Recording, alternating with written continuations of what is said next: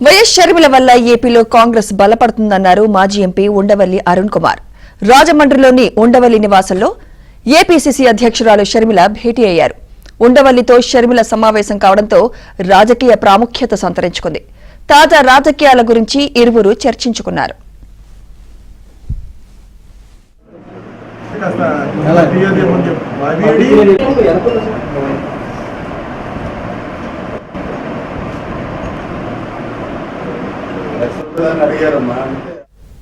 ఈ సందర్భంగా ఉండవల్లిని షర్మిల కాంగ్రెస్ లోకి ఆహ్వానించారు. అయితే కాంగ్రెస్ లో చేరేందుకు తనకున్న ఇబ్బందుల్ని షర్మిలకు వివరించారని ఉండవల్లి చెప్పారు.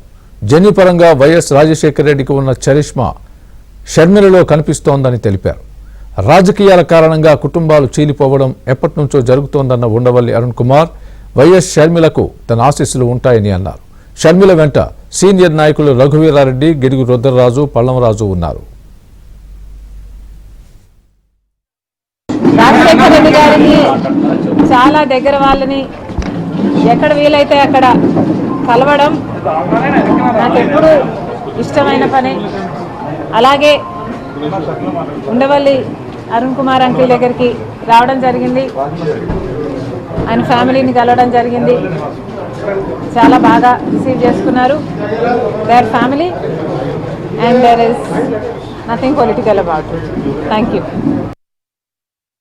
రాజమండ్రి వచ్చింది కాబట్టి రాజశేఖర రెడ్డి గారికి సన్నిహితంగా ఉన్న వాళ్ళతో కలుద్దామనే ఉద్దేశంతో వచ్చింటారు.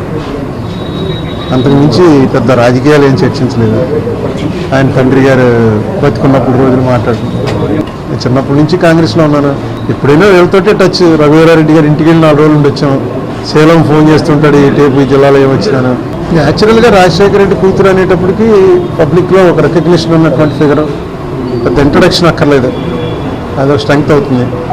నెక్స్ట్ రాజశేఖర రెడ్డి ఎలాగైనా ఒక లెవెల్కి వెళ్ళిపోయాడు. ఆయన చనిపోయిన తర్వాత ఈ స్టేట్లో అంత ఎవరు లేరు.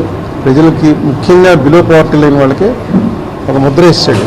సో అటువంటి మహామనిషి కూతురు అంటే న్యాచురల్గా చాలా స్ట్రెంగ్త్ అవుతుంది పార్టీకి. చూద్దాం, లెటర్స్ సూపర్.